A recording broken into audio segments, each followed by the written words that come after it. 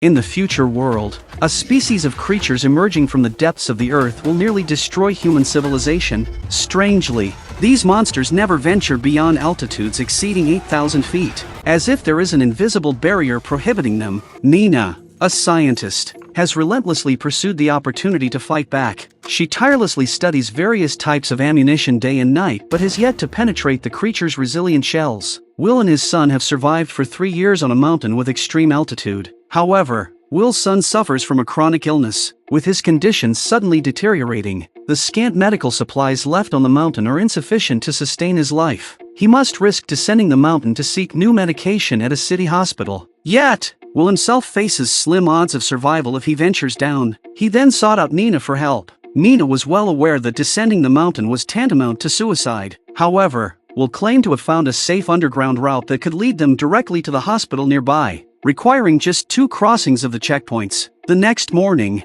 Will converted all their supplies into weapons. At that moment, Katie walked in, understanding Will's intentions to descend the mountain. Unwilling to let Will face death alone, she, standing alone, would rather be consumed by the monsters than continue to live in such misery. The 3 of them descended the mountain and proceeded towards their objective. They quickly reached the 8-kilometer checkpoint. Nina immediately pulled out a tracker to monitor the movements of the monsters. It was a device she had invented based on the creature's characteristics. Called the monster pointer, whenever monsters were nearby, the instrument's pointer would wildly oscillate. After confirming the absence of monsters in the vicinity, the 3 crossed the checkpoint and continued forward. Throughout their journey, they encountered remnants of past battles between the military and the creatures. Will stepped forward to search for any discoveries. Unexpectedly, he indeed stumbled upon a heavy weapon, a grenade launcher. Katie wasted no time in mounting it onto her own arsenal. Nina also found a piece of armor from one of the creatures. After organizing their supplies, the 3 set forth once again on their journey to the hospital. In the 3 years since humans disappeared, the forests had already been taken over by various animals. Before long,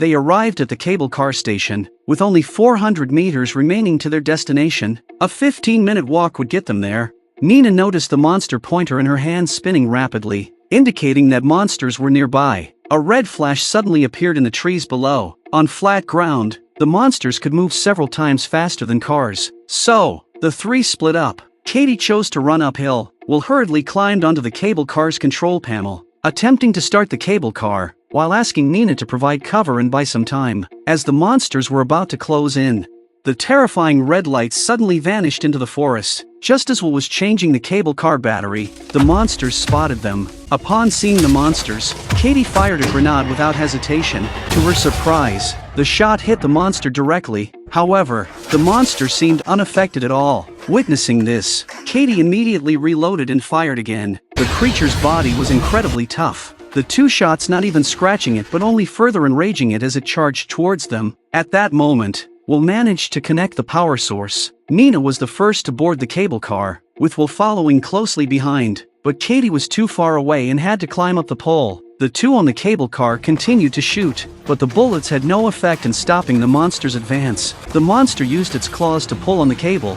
nearly throwing Will and Nina off the cable car. Meanwhile, Katie had climbed to the top of the tower and leaped. However, just as the 3 were about to reach the 8,000 feet mark, the next moment, the monster instantly severed the cable into 2 pieces. The 3 plummeted to the ground completely defenseless. They quickly got up and sprinted towards the checkpoint, with the monster hot on their heels.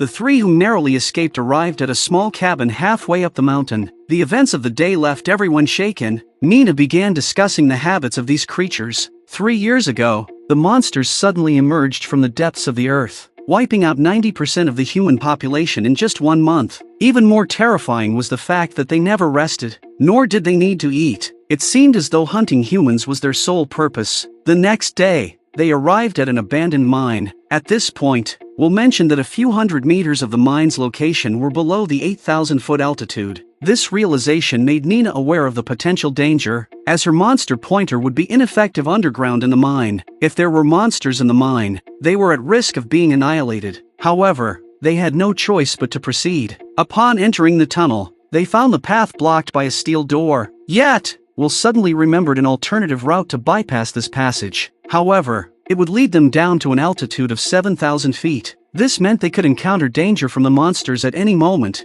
Reluctantly, the three summoned their courage and climbed down the pipeline. They hastened their steps to traverse this perilous zone. At that moment, Katie suddenly felt like something was following her from behind. She sprinted desperately along the passage. Soon after, Will emptied his magazine, but the bullets did not harm the monster. They had no choice but to escape into a nearby crevice to hide. Nina instructed everyone to turn off their headlamps and hold their breath, fearing that the monsters might detect them by smelling the carbon dioxide. True enough, the monster quickly lost track of them.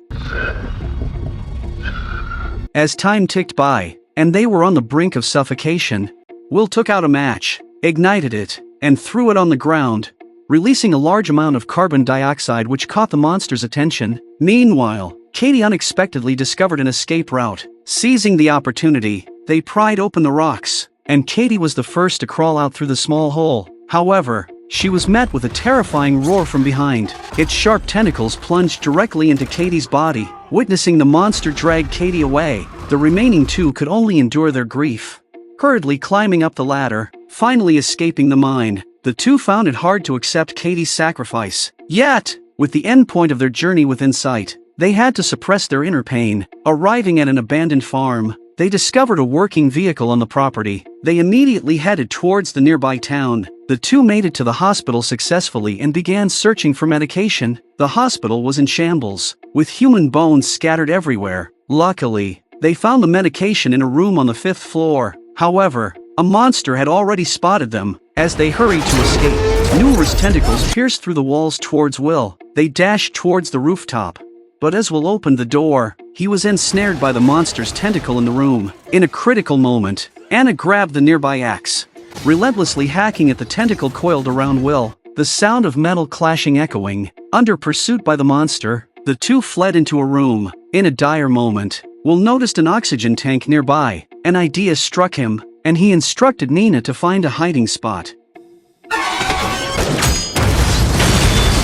The two watched as the motionless monster lay on the ground. This reignited hope in Nina's heart. Believing that the monsters were not invincible, she asked Will to take her to the laboratory. After years of research, she had developed a method to kill the monsters, but lacked the necessary equipment to validate her theories. Determined to reclaim their homeland from the monsters, Will drove Nina to the laboratory. Just then, the monster that had been stunned earlier began to regain consciousness. They quickly reached their destination. Nina immediately began her experiments. She coated the bullets with a liquid substance, and after it dried, she eagerly fired at the monster's skin, leaving no visible trace. Will urged her to leave quickly, but Nina was unwilling to give up. She decided to stay in the lab to make a final attempt on her own. If unsuccessful, she didn't want to endanger Will. Respecting Nina's decision, Will drove back to the mountains alone. Despite all of Nina's efforts to adjust the liquid mixture, the bullets still couldn't penetrate the monster's skin. At a loss, as the monster approached, Nina looked towards a power cell nearby and suddenly had an idea. She readjusted the liquid proportions and proceeded to coat the bullets with it. On the other side, Will was driving towards home when suddenly the car's tire burst, rolling over in the air before coming to a complete stop. After what seemed like an eternity, Will finally regained consciousness, using all his strength to kick out the windshield. However, the loud noise attracted the attention of the monster. Sensing danger, Will desperately ran towards the mountains. The monster relentlessly chased him. As he neared the caution line, a monster unexpectedly blocked his path. The monster surrounded Will from all sides, and even with his bullets depleted, he couldn't inflict any harm. In his moment of despair,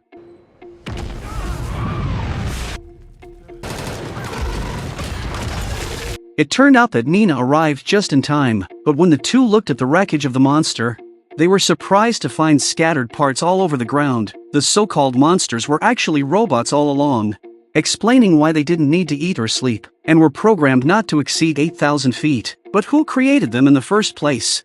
With countless questions in their minds, the two returned to the small town up high. They slowly raised the pirate flag symbolizing the dawn of victory, and humanity finally sounded the horn for a counterattack against the monsters. With a way to deal with the monsters, everyone worked overtime to produce specially crafted bullets, uniting together to completely rid the Earth's surface of these monsters and reclaim the homeland that belongs to humanity.